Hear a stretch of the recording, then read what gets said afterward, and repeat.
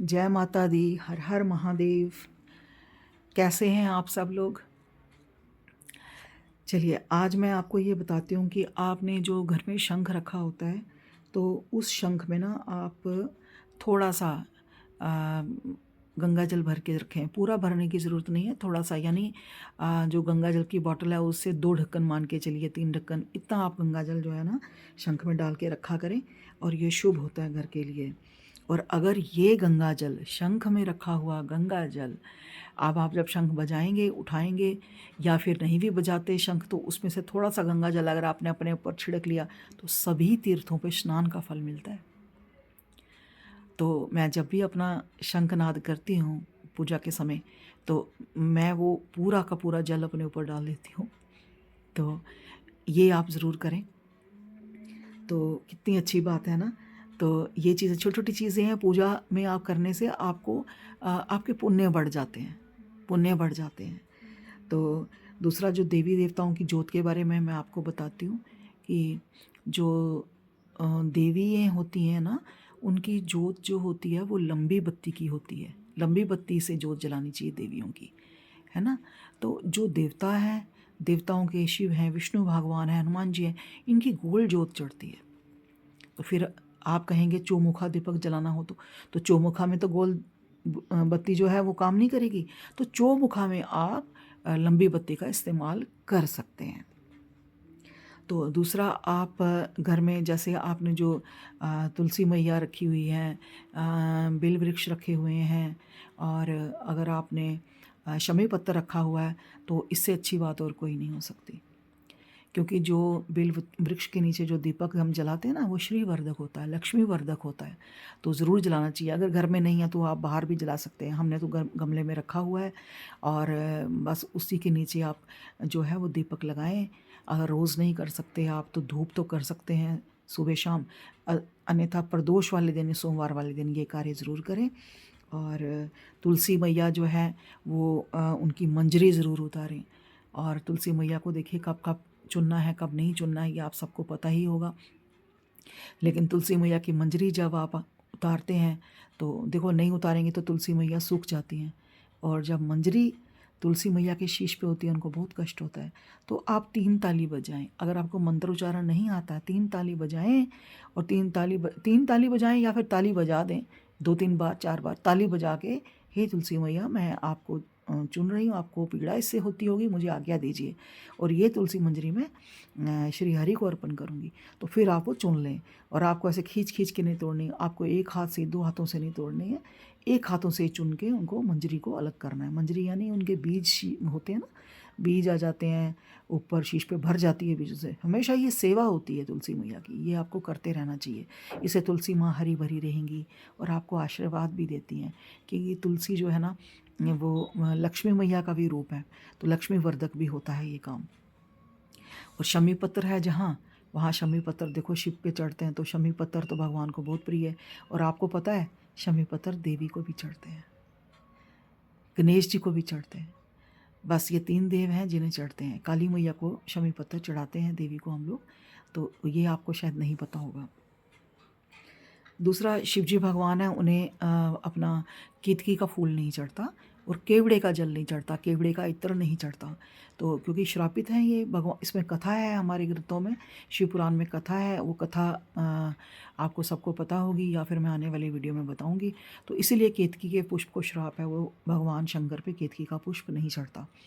और केतकी का पुष्प कैसा होता है, उसका भी वीडियो मैं आपको दिखाऊंगी, अगर आपको मालूम नहीं है तो। और कौन से देवता कैसे प्रसन्न होते हैं, ये भी मैं आपको बताने वाली हूँ। कि जैसे देखिए, जो शंकर भगवान हैं वो जल धारा से प्रसन्न होते हैं, ये सब जानते हैं, है ना। शिव जी को जल धारा अति प्रिय है। तो ऐसे ही विष्णु भगवान को तुलसी प्रिय है, तुलसी का अर्चन प्रिय है। तो देवी को क्या प्रिय है, आपने सोचा है? तो देवी हमारे ये जो ग्रंथ हैं ये बताते हैं कि देखो, ग्रंथ मैं इसलिए बार बार कहती हूँ कि मैं कुछ भी अपने मुख से नहीं कहती। ये ग्रंथों में पढ़ा है तो मैं कहती हूँ, यहाँ वहाँ से लेके मैं कुछ नहीं कहती। प्रमाणिक कहना है, जिससे आपको, आप मेरी वीडियो सुन रहे हैं तो आपको लाभ हो। अन्यथा आप अपना समय मेरी वीडियो में क्यों क्यों बर्बाद करोगे? आपको लाभ हो ये सब करने से। ये दैनिक चीज़ें छोटी-छोटी जो मैं अभी बता रही हूँ अपने वीडियो के यूट्यूब के स्टार्टिंग जो वीडियोज़ हैं इनमें, बाद में तो मैं फिर आपको आगे का गूढ़ ज्ञान भी बताऊँगी, है ना? तो अभी तो ये छोटी-छोटी बातें हैं। तो कई लोगों को जो बिगिनर्स होते हैं उनको नहीं पता होता है, तो उनके लिए है ये वीडियो। तो आप सब लोगों को, कई लोगों को तो अच्छे से मालूम ही होगा। तो आप कहेंगे ये छोटी-छोटी बातें तो सबको पता है। लेकिन हाँ, बहुत से लोग ऐसे होते हैं जिनको जो पूजा पाठ करते हैं लेकिन नहीं मालूम होता है, तो उनके लिए मैं बता रही हूँ। तो अब मैं बता रही थी जैसे आपको कि केतकी का फूल जो है वो भगवान को नहीं चढ़ता है, और ध्रुवा जो है वो, और तुलसी ये दुर्गा मैया को नहीं चढ़ती। और कौन कौन से देवता क्या करने से प्रसन्न होते हैं? शिवजी भगवान जलधारा से प्रसन्न होते हैं, विष्णु भगवान तुलसी से प्रसन्न होते हैं, और मैया मेरी माता रानी जो है ना अर्चन से, बहु अर्चन से प्रसन्न होती है। आप बोलोगे ये अर्चन क्या है? सहस्त्रार्चन से प्रसन्न होती है। यानी कोई भी चीज़ आप बार बार करो, 1000 बार करो। मतलब जैसे हम देवी सहस्त्रनाम करते हैं। अब जैसे कभी जब नवरात्रे होते हैं तो किशमिश लेते हैं, हम बार बार देवी पे उसको चढ़ा के मंत्रोच्चारण करते हैं, और 1000 किशमिश चढ़ा दी, 108 किस अर्चन बोलते हैं इसको, बहु अर्चन, सहस्त्र अर्चन। अर्चन से प्रसन्न जितनी बार, अब आपने 108 पुष्प ले लिया, वो देवी पे अर्पण एक एक करके मंत्र बोला, ओम धूम दुर्गाय नमः, ओम ऐं ह्रीं क्लीं चामुंडाय विचे, यूँ करके आपने एक एक पुष्प अर्पण कर दिया माँ का। और उससे क्या होगा? देवी अर्चना से देवी अति प्रसन्न होती है, शीघ्र प्रसन्न होती है। क्या ये आपको मालूम था? तो अगर आपको ये अच्छा लगा हो तो कमेंट करें, जय माता दी ज़रूर लिखें। और आपको क्या अच्छा लगा और क्या आपको नहीं मालूम था, आज पता चला, ये कमेंट ज़रूर करें। इससे मुझे ये लगेगा कि हाँ, आप इंटरेस्टेड हैं मेरी बात सुनने के लिए। तो मैं आपको आगे और भी गूढ़ रहस्य बताने वाली हूँ कि आप क्या करें। छोटे समय ही आप परमात्मा की समीपता कैसे आप पाएँ, अपने चित्त को शुद्ध कैसे करें, ये मैं आपको बताऊँगी। और सच्ची आपका चित्त शुद्ध होगा, आप स्वयं कहेंगे कि हाँ, हमें बहुत आराम आया। तो इसके लिए आपको कमेंट तो करना पड़ेगा, लाइक करना पड़ेगा, शेयर भी करना पड़ेगा, अगर आपको बात अच्छी लगी हो। अन्यथा आप शेयर ना करें। मैं ये कहती हूँ, अगर आपको अच्छा लगेगा, मैं बार बार कहती हूँ, आप खुद ही मेरी वीडियो शेयर करेंगे और खुद ही लाइक करेंगे। अगर अच्छा ही नहीं लगेगा तो आप नहीं करेंगे। तो इसीलिए मैं इस बात पे ज़ोर देती हूँ कि आपको क्या अच्छा लगता है, आप मुझे कमेंट में बताएं कि आप क्या सुनना चाहते हैं, मैं वीडियो बनाऊँगी। चलिए आगे बढ़ते हैं। और हाँ, ये ज़रूर है कि हनुमान जी राम नाम से प्रसन्न होते हैं ना, तो ऐसे ही शिवजी भगवान भी राम नाम से प्रसन्न होते हैं। आप शिवजी भगवान को राम नाम सुनाओ। आप जब भी पूजा करते हो, देखिए जब ये आते हैं ना अपना सावन का महीना, तो सावन के महीने में मैं भी ये करती हूँ। मैं वो बात नहीं बोलती जो मैं नहीं करती, मैं भी करती हूँ। सावन के महीने में शिवजी भगवान को आप 108 बार राम राम राम राम ऐसे सुनाओ। और ये सुनाने से पहले कहो, हे भोले बाबा, मैं आपको राम नाम सुना रही हूँ, आप राम नाम सुनो। अच्छा, मैं ये जल्दी जल्दी इसलिए बोलती हूँ वीडियो में कि मैं कम समय में आपको बहुत सारी बातें बता सकूँ, है ना? इसीलिए कि आपको फॉरवर्ड ना करना पड़े, जल्दी जल्दी सुनने के लिए स्पीड ना बढ़ानी पड़े। तो मैं जल्दी जल्दी बोल के काफ़ी सारी बातें वीडियो में आपको बताना चाहती हूँ। तो इसलिए मुझे माफ़ करिएगा अगर किसी को ये लगे कि मैं बहुत जल्दी जल्दी बोलती हूँ। तो इसीलिए मैं बोलती हूँ कि ज़्यादा बातें आप तक पहुँचाऊँ।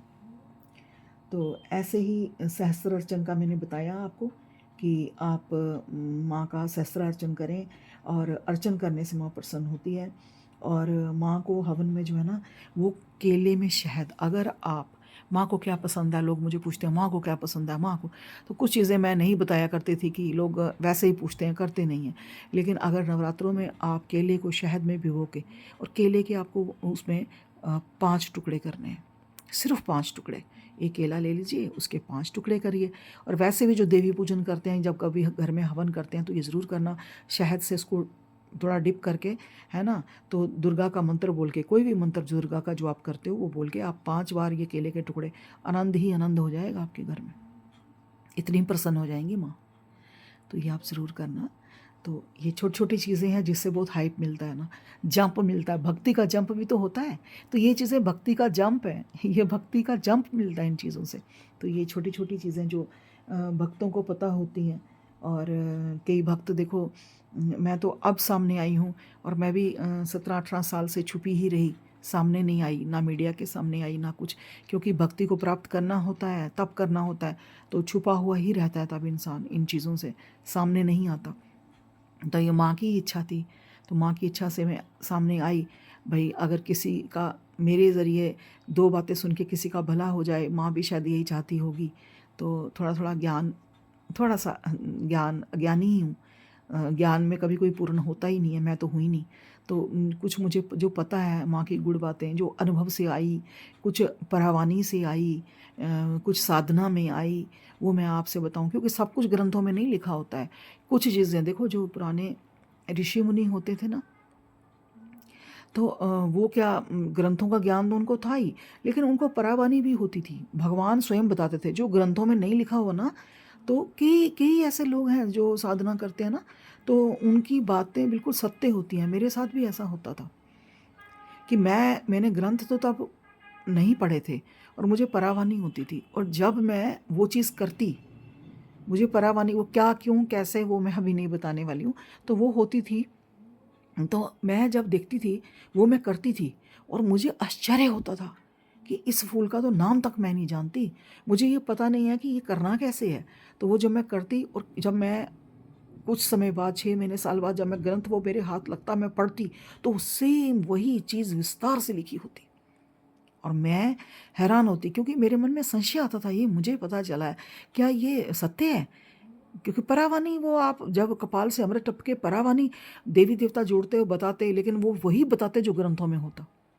और मैं करती, और मैं, आप सच मानिए कि कई बातें मैंने, कई कई 100 बातें, हज़ारों तो नहीं, कई 100 बातें मैंने ऐसी की जो पहले से ग्रंथों में वर्णित हैं, और मुझे पता नहीं था, ज्ञान नहीं था। तो मैंने ग्रंथ पढ़ने शुरू किए, और मुझे वहाँ वो सब मिला जो परावानी के ज़रिए मुझे मिला था। तो आप आइए तो सही इस मार्ग पे। तो ये बात है, तो संशय नहीं, क्योंकि मार्गदर्शन की ज़रूरत पड़ती है। मार्गदर्शन के बिना आप आगे नहीं बढ़ सकते, संशय आते हैं मन में। और वो संशय मेरे कहाँ ख़त्म हुए आके, कि जब मैंने ग्रंथों में पढ़ा कि मुझे हबहू वही मिला कि जो परावानी से मिला, और वही चीज़ें मुझे देखने को मिली। जो मेरी शक्ति साधना, जो मैं अपने इष्ट की करती थी, उससे जो मुझे ज्ञात हुआ, वही ग्रंथों में वर्णित था। मैंने कुछ भी गलत नहीं किया। तो कई बार मैं सोचती थी, मैं ये कर तो रही हूँ, मुझे ये अनुभव हुआ है, लेकिन ये सही तो है। तो प्रमाण के साथ मुझे वो चीज़ें सारी की सारी सटीक मिली। मुझे नहीं मालूम था कि मैं कुछ चीज़ें जो बिलपत्र को लेके किया करती थी, कि ये जो मैं करती हूँ, ये प्रमाणिक भी है या नहीं। और वो मुझे मिल गया, और जब मिल गया तो मैंने वो नोट कर लिया कि इस चैप्टर में, इस अध्याय में ये चीज़ लिखी है। तो मेरा विश्वास और दृढ़ होता गया। इसी तरह से मेरे 17 से 18 साल भक्ति में गुजर गए, और अब मैं आपके पास हूँ। तो मैं चाहती हूँ कि जो थोड़ा बहुत मुझे, जो मैं बता पाऊँ, वो मैं आपको बताऊँ, आपसे शेयर करूँ। तो यही चीज़ है, ठीक है। तो हवन का मैंने आपको बताया, और खीर का हवन भी माँ को बहुत पसंद है। वे खीर से भी आप 5 होती ज़रूर दें घर में, और तिल और शहद मिला के 32 नाम मैया के, जो बहुत पावरफुल हैं, 32 नाम माता के जो हैं, वो आप रोज़ किया करें। अभय प्रदान करते हैं। अभय का मतलब होता है निडर हो जाते हैं आप दूसरों को आश्रय देने वाले बन जाते हैं। तो माँ के 32 नाम जो हैं वो रोज़ लिया करें, और 32 नाम आप गूगल करें। तो मैं आपको वैसे बता देती हूँ बोल के, दुर्गा दुर्गते शमनी, दुर्गा पद निवारिणी, दुर्ग मच छेदनी, दुर्ग साधनी, दुर्ग नाशनी, दुर्ग तुदारणी, दुर्ग निहंत्री, दुर्गमा पहा, दुर्गम ज्ञानदा, दुर्गम देते लोक दुमाला, दुर्गमा दुर्मा लोका, दुर्गमा स्वरूपिणी, दुर्गमा सुरहंत्री, दुर्गमा युधारिणी, दुर्मार्गी, दुर्मता, दुर्गमया, दुर्मेश्वरी, दुर्ग भीमा, दुर्गभामा, दुर्गभा, दुर्गदारिणी। ये 32 नाम हैं जो मैं रोज़ बोलती हूँ। ये मैं कहीं से देख कर नहीं बोल रही। मैं इस समय, देखिए, मेरा कंटेंट जो होता है ना, ये मैं कहीं लिखती विखती नहीं हूँ। मेरे मुंह में जो आता है मैं बोलती हूँ, और ना ही मैं सोचती हूँ कि आज मुझे क्या बोलना है। मैं ये भी नहीं सोचती हूँ, क्योंकि मैं कुछ ये बना के या कुछ अर्न करने के लिए अपना यूट्यूब पे नहीं आई कि मैं कंटेंट बनाऊँ, मैं लिखूँ, उसको स्टेप्स बनाऊँ, फिर तैयारी करूँ। नहीं, मैं उठती हूँ, अपना जो पूजा पाठ किया, और सीधे रखा अपना मोबाइल, और कुछ कट नहीं करती, कुछ एडिट नहीं करती। जो मेरे मुंह में माँ भाई बुलाती है, जो बताना होता है ज्ञान, वो मैं बोल देती हूँ, है ना, क्योंकि प्रोफेशनल तो इसमें मैं हूँ नहीं, मुझे कुछ आता नहीं। तो बस एक मोबाइल लगाती हूँ, इसमें चाहे फिर कोई बेल बजे, चाहे कोई नोटिफिकेशन आए, उसकी आवाज़ भी आपको आएगी मोबाइल में। मैं कट कुछ नहीं करती, मुझे आता ही नहीं है कुछ करना।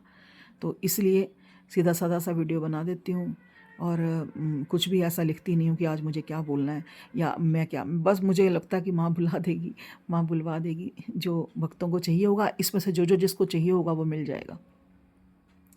तो वो बात आपके सामने मैं रख देती हूँ। तो इसलिए मुझे क्षमा करना कि अगर मेरा आपको ये लगे कि मैं क्या बोल रही हूँ। तो ये है बात। दूसरा, तिल शहद का जो हवन है ना, मैंने आपको बताया, तिल और शहद मिश्रित, ये 32 नामों से करो माँ के। जब आप 32 नाम करते हो तो ये नवरात्रों में आप करो। 32 नाम तो आपको रोज़ ही करने हैं। तो नवरात्रों में आप तिल शहद मिला के, तिल जो होते हैं ना, वाइट तिल, काले नहीं मिलते यहाँ पे, वाइट वाइट तिल मिलाने हैं आपने। तो वाइट तिल शहद में मिला के इससे 32 नाम का हवन करोगे ना आप, तो आप अभय प्रदान हो जाएगा। मैं तो कहती हूँ कि आप निडर हो जाओगे। 100 लोग सामने होंगे ना, और आप यहाँ खड़े होंगे, 100 लोग आपको ही देखेंगे, आपका प्रभाव होगा। बहुत कुछ छिपा है हमारे ग्रंथों में, बहुत कुछ छिपा है इन नामों में। तो ये देवी माँ के 32 नाम। तो चलो, आज मैं आपको ये वीडियो यहीं पे हम लोग जो है वो एंड करते हैं। तो आप दूसरी वीडियो में आप क्या देखना चाहते हैं, ये माँ की मर्ज़ी, मेरी मर्ज़ी तो नहीं है। जय माता दी। हर हर महादेव, हर हर महादेव।